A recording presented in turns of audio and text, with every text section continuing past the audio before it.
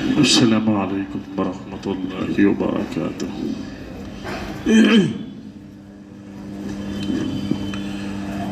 الحمد للہ رب العالمین والصلاة والسلام علی رسولہ الکریم وعلی آلہ وصحبہ وسلم تسلیما کثیرا کثیرا، اما بعد فاعوذ باللہ من الشیطان الرجیم، بسم اللہ الرحمن الرحیم۔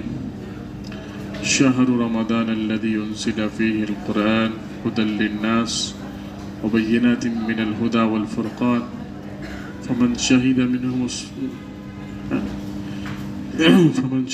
الشهر فليصمه صدق اللہ العظیم۔ بھی آواز آ رہی ہے، شور و گل ہو رہا ہے، اس لیے مسجد کا احترام کو ملحوظ رکھتے ہوئے اپنی آوازوں کو جو ہے وہ آواز نہ کیا جائے، اور مسجد میں خاموشی کے ساتھ جو ہے جہاں گنجائش ہو وہاں پر جو ہے چلے جائیں۔ کہیں بیچ میں اگر خلا نظر آئے تو اس کو پر کر لیا جائے۔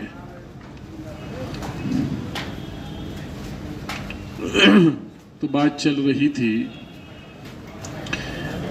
سورہ بقرہ کی جو آیت پڑھی گئی، یہ آیت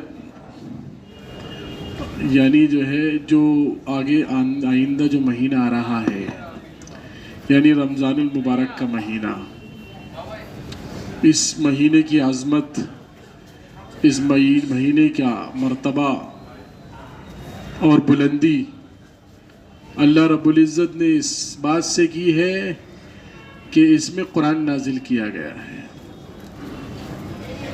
اور اس میں ایک مہینے کا ذکر ہے جو 1000 مہینوں سے افضل ہے، جس کو شب قدر کہتے ہیں۔ اس لیے رمضان کی آمد ہے۔ آپ علیہ السلام رمضان المبارک سے پہلے صحابہ رضوان اللہ علیہ مجمعین سے عرض کیا کرتے تھے کہ تمہارے سامنے ایک ایسا مہینہ آ رہا ہے جس میں اللہ رب العزت نفلوں کی اور سنن کا ثواب فرضوں کے برابر کر دیتے ہیں، اور فرض کا ثواب 70 گنا زیادہ کر دیتے ہیں۔ تو یہ تو اعمال کے بڑھانے کا اور عمل کے کرنے کا جو ہے مہینہ ہے۔ انسان تو اور پورے سال عمل کرنا چاہیے، لیکن زیادہ سے زیادہ اپنے اعمال نامے میں جو ہے ذخیرہ کرنے کا ایک بہت بڑا ذریعہ رمضان المبارک کا مہینہ ہے۔ اور اس کو اس بات سے سمجھا جا سکتا ہے کہ اللہ کے رسول علیہ السلام کے 2 صحابی ایسے تھے کہ زمانے میں 2 صحابی جو ایک ساتھ دونوں ایمان لے کر آئے، اور دونوں دوست تھے، اور دونوں ساتھ بہت سے اعمال دین کے غزوے میں بھی شریک ہوتے، تو دونوں کے اعمال بالکل برابر تھے۔ تو ان میں سے ایک صحابی کا انتقال ہو گیا۔ اللہ کے رسول علیہ السلام کو معلوم ہوا، پھر اس کے بعد دوسرے صحابی کا انتقال ان کے 1 سال کے بعد ہوا۔ تو کسی نے خواب میں دیکھا صحابی نے کہ جن کا پہلے انتقال ہوا ہے وہ دوسرے جو بعد میں انتقال ہونے والے شخص سے ان کے درجات کچھ کم ہیں، اور جو پہلے جس کا بعد میں انتقال ہوا ہے اس کے درجات بہت زیادہ بلند ہیں۔ تو وہ پریشان ہو گئے، یہ تو شہید ہوئے ہیں اللہ کے راستے میں، اور یہ بھی شہید ہوئے ہیں، لیکن یہ 1 سال پہلے ہوئے اور یہ 1 سال بعد ہوئے ہیں۔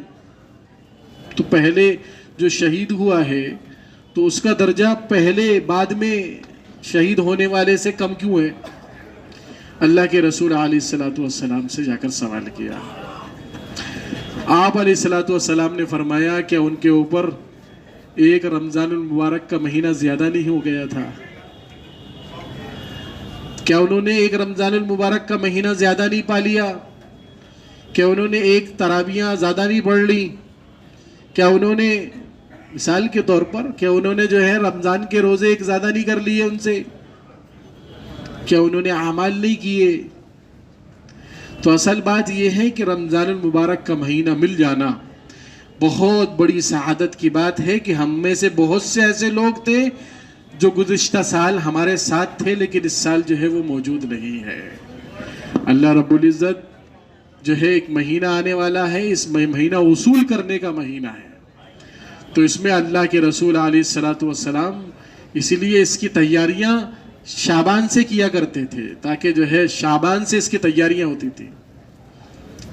اور اس کے بعد جو ہے رمضان المبارک میں آپ علیہ السلام حدیث کے اندر آتا ہے کہ اپنے تہمت کو باندھ لیتے تھے تاکہ جو ہے بہت زیادہ عبادتوں میں مشغول ہو جاتے تھے. یہ صحابہ کا عمل تھا. اس لیے کہا جاتا ہے کہ رمضان کو جنت جو ہے رمضان المبارک کے لیے آراستہ کی جاتی ہے پورے سال اس میں جو ہے سجانے کے لیے پورے سال محنت ہوتی ہے. یہ بتانے کے لیے ہے تاکہ رمضان المبارک کا مہینہ کتنا اہم ہے، کتنی فضیلت والا ہے، کہ اس کا ایک عمل 70 کے برابر ہے. تو اس لیے رمضان المبارک کی آمد ہے.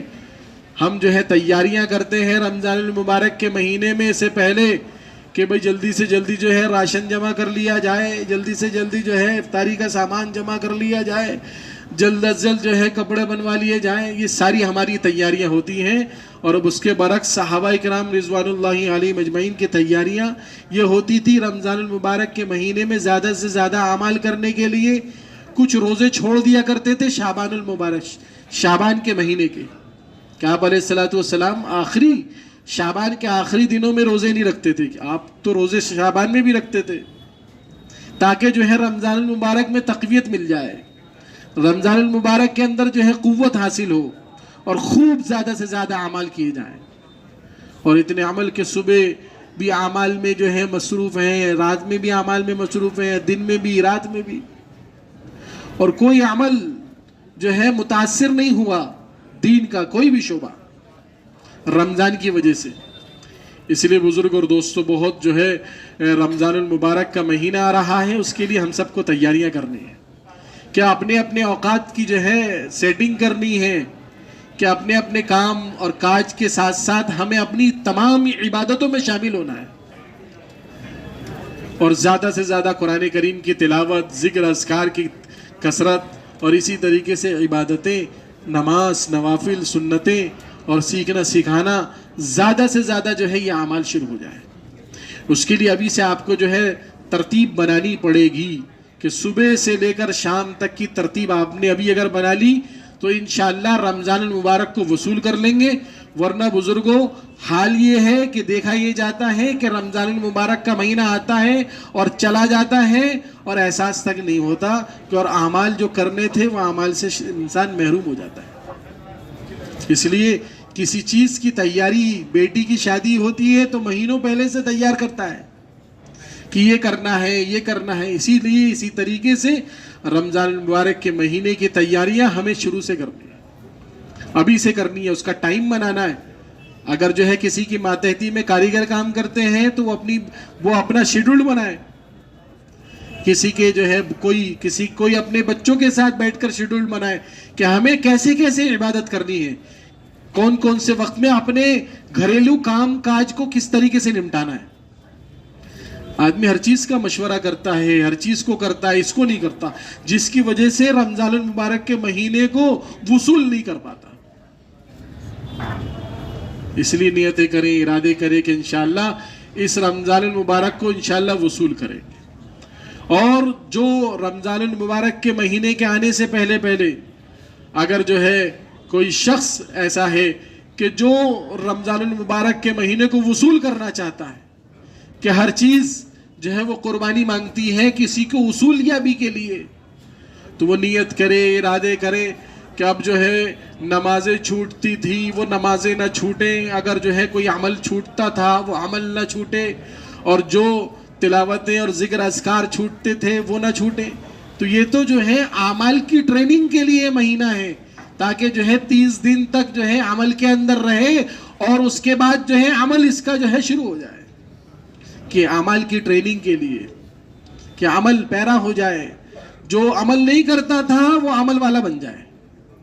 رمضان المبارک میں اپنے وقتوں کو وصول کر کر، عبادتوں میں لگ کر، تو یہ تو اللہ رب العزت ایک گولڈن چانس دیتے ہیں رمضان المبارک کی آمد کو لے کر، کہ رمضان آتا ہے اور رمضان آنے کے بعد اللہ کی برکتیں اور رحمتیں نازل ہوتی ہیں اور انسان اس کو سمیٹ نہیں پاتا، وصول نہیں کر پاتا۔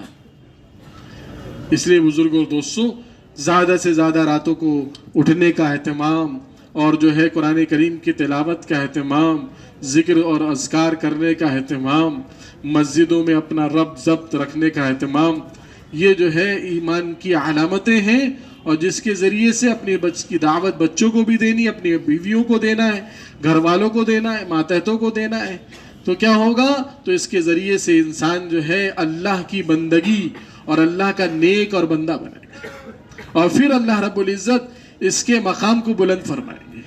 کیوں؟ کیونکہ جو ہے یہ اللہ کا سچا پکا بندہ بن چکا ہے۔ کریں گے انشاءاللہ، اللہ عمل کی توفیق عطا فرمائے۔ ربنا ظلمنا انفسنا وان لم تغفر لنا وترحمنا لنكونن من الخاسرين ربنا تقبل منا انك انت السميع العليم وتب علينا انك انت التواب الرحيم يا حي يا قيوم برحمتك نستغيث۔ یا اللہ رحم کا کرم کا معاملہ فرما، گناہوں کو معاف فرما، خطایا کو درگزر فرما، یا اللہ سیئات کو حسنات سے مبدل فرما۔ یا اللہ تو بڑا رحیم ہے، بڑا کریم ہے، رحم فرما دے۔ یا اللہ رمضان المبارک کا مہینہ آ رہا ہے، اس کی قدردانی نصیب فرما، اس کو وصول کرنے کی توفیق عطا فرما۔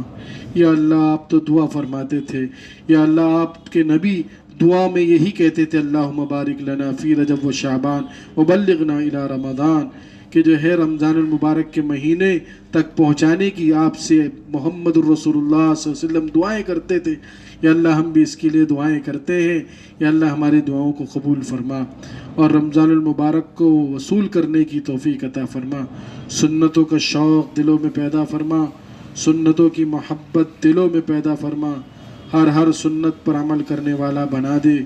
یا اللہ دین کے مٹنے کا غم دلوں میں پیدا فرما، دین کی محبت دلوں میں پیدا فرما۔ یا اللہ دین کی محنت جہاں جہاں ہو رہی ہے اس میں ہمارا حصہ نصیب فرما۔ یا رب یا اللہ پوری دنیا میں دین کی نقل و حرکت ہو رہی ہے، یا اللہ اس کو کامیاب بنا دے، آنے والی رکاوٹوں کو ختم فرما۔ یا اللہ آپس میں محبت اور الفت پیدا فرما، مسلمانوں کو متحد فرما دے۔ یا اللہ آپس میں متحد فرما، پوری دنیا کے مسلمانوں کو متحد فرما، آپسی اختلافات انتشار کو ختم فرما۔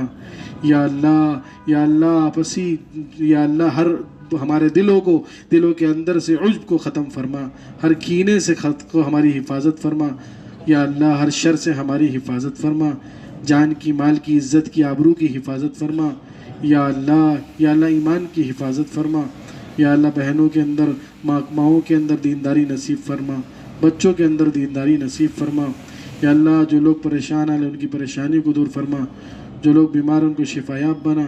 یا اللہ مقروض ہیں جو لوگ قرض کی ادائیگی کے لیے شکلیں مہیا فرما۔ یا اللہ جو لوگ غلط مقدمے میں پھنسے ہوئے بری کی شکلیں خلاصی کے فیصلے فرما دے۔ یا اللہ رحم فرما دے، اپنا محتاج بنا، کسی کا محتاج نہ بنا، کسی کے سامنے ہاتھ پھیلانے سے ہماری حفاظت فرما۔ یا اللہ ہماری دعاؤں کو قبول فرما۔ وصلی اللہ تعالی علی خیر خلقہ محمد وعلی آلہ وصحبہ اجمعین برحمتک یا ارحم الراحمین۔ الحمد للہ رب العالمین۔